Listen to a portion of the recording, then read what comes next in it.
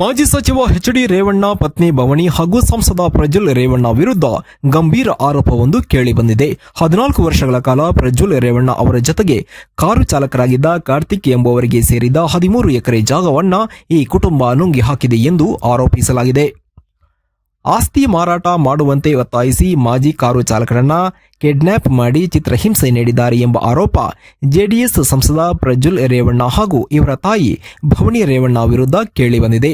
ತನಗೆ ನ್ಯಾಯ ನೀಡುವಂತೆ ಚಾಲಕ ಕಾರ್ತಿಕ್ ದಕ್ಷಿಣ ವಲಯ ಐಜಿಪಿಗೆ ದೂರು ನೀಡಿರುವುದು ತಡವಾಗಿ ಬೆಳಕಿಗೆ ಬಂದಿದೆ.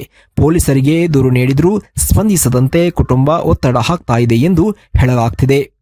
ಕಾರ್ತಿಕ್ ದಶಕಗಳ ಕಾಲ ಪ್ರಜ್ವಲ್ ರೇವಣ್ಣ ಅವರ ಕಾರು ಚಾಲಕ ಆಗಿದ್ರು. ಆದರೆ ಹೊಳೆನರಸೀಪುರ ತಾಲೂಕಿನಲ್ಲಿರುವ 13 ಎಕರೆ ಭೂಮಿಯನ್ನ ಮಾರಾಟ ಮಾಡುವಂತೆ ಒತ್ತಾಯಿಸಿ ತನ್ನನ್ನು ಹಾಗೂ ತನ್ನ ಪತ್ನಿಯನ್ನ ಕಿಡ್ನಾಪ್ ಮಾಡಿ ಚಿತ್ರಹಿಂಸೆ ನೀಡಿದ್ದಾರೆ ಎಂದು ಕಾರ್ತಿಕ್ ಪ್ರಜ್ವಲ್ ರೇವಣ್ಣ ಹಾಗೂ ಭವನಿ ವಿರುದ್ಧ ಗಂಭೀರ ಆರೋಪ ಮಾಡಿದ್ದಾರೆ.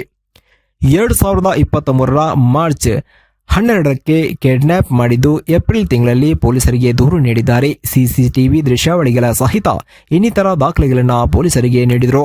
ಬಲವಂತವಾಗಿ ಕರೆದೊಯ್ದು ನನ್ನ 13 ಎಕರೆ ಭೂಮಿಯನ್ನ ಬೇರೆಯವರ ಹೆಸರಿಗೆ ವರ್ಗಾವಣೆ ಮಾಡಿಸಿಕೊಂಡಿದ್ದಾರೆ ಎಂದು ಆರೋಪ ಮಾಡಿದ್ದಾರೆ. ಆದರೆ ಈವರೆಗೆ ಯಾವುದೇ ಕ್ರಮ ಕೈಗೊಳ್ಳದ ಹಿನ್ನೆಲೆ ನ್ಯಾಯ ಒದಗಿಸಿಕೊಡುವಂತೆ ಮಾಧ್ಯಮದ ಮುಂದೆ ಅಳಲು ತೋಡಿಕೊಂಡಿದ್ದಾರೆ.